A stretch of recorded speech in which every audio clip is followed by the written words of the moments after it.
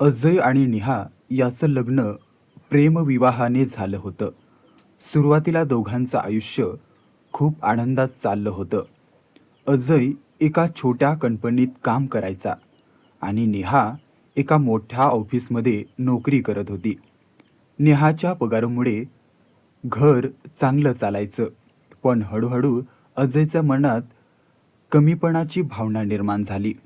नेहा रोज ऑफिसमध्ये नवीन लोकांशी बोलायची, उशिरा घरी यायची, फोनवर कामाचे कॉल असायचे आणि अजयच्या मनात संशयाचं बी पेरलं.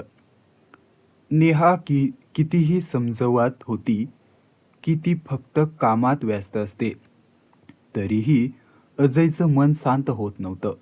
त्याने तिचा फोन चेक करायला सुरुवात केली, सोशल मीडियावर लक्ष ठेवायला लागला आणि तिच्या प्रत्येक हालचालीवर नजर ठेवू लागला. एक दिवस त्याच्या मित्राने त्याला सांगितलं की जास्त ऑफिसमध्ये राहणाऱ्या बायकांवर विश्वास ठेवायचा नसतो आणि त्या दिवशी त्या शब्दांनी त्याच्या मनात आणखी विष पसरलं. दुसऱ्या दिवशी अजयने ठरवलं की तो नेहाच्या ऑफिसमध्ये जाऊन सगळं स्वतः पाहणार. तो नेहाच्या मागोमाग तिच्या ऑफिसपर्यंत गेला. ऑफिसच्या मोठ्या काचेच्या बिल्डिंगसमोर उभा राहून तो काही वेळ तिच्याकडे पाहत राहिला. नेहा आत गेल्यावर तोही मागून गेला, पण सिक्युरिटी गार्डने त्याला अडवलं. कोणाला भेटायचं आहे? गार्डने विचारलं. अजयने रागाने सांगितलं, मी नेहाचा नवरा आहे. गार्डने थोडं हसत उत्तर दिलं, साहेब, तिचा नवरा तर आतच आहे. हे ऐकताच अजयच्या डोक्यात स्फोट झाला. त्याला वाटलं नेहाने त्याला फसवलंय.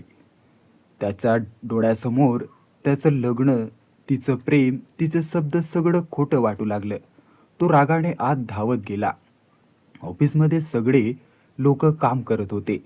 त्याने नेहाला शोधायला सुरुवात केली. थोड्या वेळाने त्यांनी पाहिलं की नेहा एका पुरुषासोबत हसत बोलत होती. तो माणूस तिच्या टेबलाजवळ उभा राहून तिच्यासाठी कॉफी घेऊन आला होता. ऑफिसमध्ये लोक त्यांना पाहून मजेत म्हणत होते, अरे याला तुझा ऑफिस नवरा. हे ऐकून अजयचा राग आणखी वाढला. त्याने सगळ्यांसमोर नेहाला ओरडायला सुरुवात केली, हा कोण आहे लोक? याला तुझा नवरा का म्हणतात? ऑफिसमध्ये शांतता पसरली. नेहाच्या डोळ्यात पाणी आलं. ती काही क्षण शांत राहिली आणि मग म्हणाली, हा फक्त माझा सरकारी सहकारी आहे. ऑफिसमध्ये मजेत सगळं त्याला ऑफिस नवरा म्हणतात, कारण तो माझी मदत करतो. पण खरा नवरा तू आहेस आणि आज तूच माझ्यावर विश्वास ठेवला नाहीस. त्याच्या शब्दांनी अजय शांत झाला, पण त्याच्या मनात अजूनही शंका होती. त्या रात्री दोघांमध्ये मोठं भांडण झालं. नेहा खूप रडली. ती म्हणाली, मी दिवसभर कष्ट करते, ते आपल्या घरासाठी, आपल्या भविष्याकरता, पण तुला माझ्या प्रेमावर विश्वासच नाही. पुढचे काही दिवस दोघं एकमेकांशी कमी बोलू लागले. घरात शांतता पसरली. अजयला हे आतून अपराधी वाटत होतं, पण त्याचा अहंकार त्याला माफी मागू देत नव्हता. एक दिवस अचानक नेहा ऑफिसमध्ये बेशुद्ध पडली.